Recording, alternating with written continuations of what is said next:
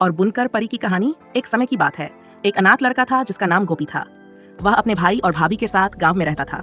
गांव वाले उसे प्यार से गोपी वाला कहते थे, लेकिन उसके भाई और भाभी उससे बहुत बुरा व्यवहार करते थे। सारा कठिन काम उसी से करवाते और खाने के लिए उसे बस बचा हुआ खाना ही देते। समय बीतता गया और जैसे ही गोपी बड़ा हुआ, उसके भाई भाभी ने उसे घर से अलग कर दिया। उन्होंने उसे केवल एक बूढ़ी भैंस के साथ छोड़ दिया।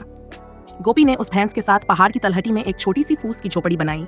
वह वहीं खेती बाड़ी करता, सादा लेकिन संतुष्ट जीवन जीता। अकेलेपन में वह अक्सर अपनी बातें भैंस से करता, कभी हंसकर, कभी आंसुओं के साथ। उसे लगता नहीं था कि भैंस उसकी बातें समझती है, लेकिन उसकी शांत आंखें जैसे गोपी का दर्द पढ़ लेती थीं। एक रात गोपी की आंखें फटी रह गईं जब भैंस बोल पड़ी, गोपी, कल शाम हमारे पहाड़ के पीछे बिलियन झील पर एक परी स्नान करने आएगी। अगर तुम चुपचाप उसकी गुलाबी धुंधली पोशाक ले लो तो वह तुम्हारी पत्नी बन जाएगी। अगले दिन गोपी ने वैसा ही किया।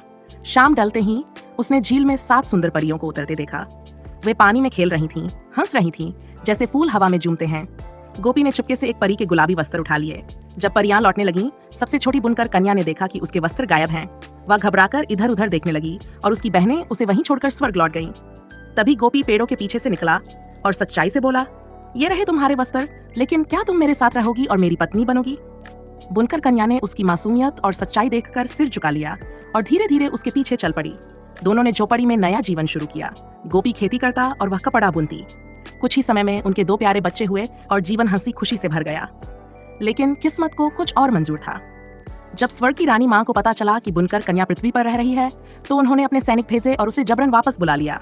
रोता हुआ गोपी अपने बच्चों को कंधों पर उठाए भागा, पर वह स्वर्ग की ओर जाती अपनी पत्नी को पकड़ नहीं सका। तभी उसकी बूढ़ी भैंस आई और बोली, गोपी, मैं वास्तव में आकाश में विषभर नक्षत्र थी, पर एक गलती के कारण मुझे पृथ्वी पर भेज दिया गया।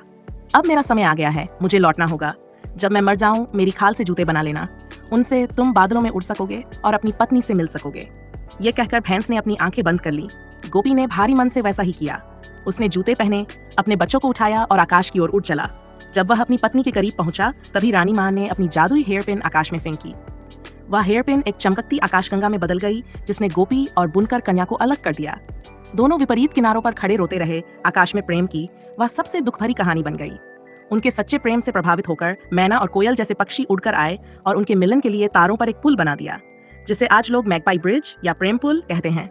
रानी माँ भी उनके प्रेम से पिघल गई और बोली, हर साल 7वें चंद्र मास के 7वें दिन ये पक्षी पुल बनाएंगे ताकि तुम दोनों मिल सको। तब से हर साल उस दिन आसमान में पक्षियों की कतारें दिखाई देती हैं।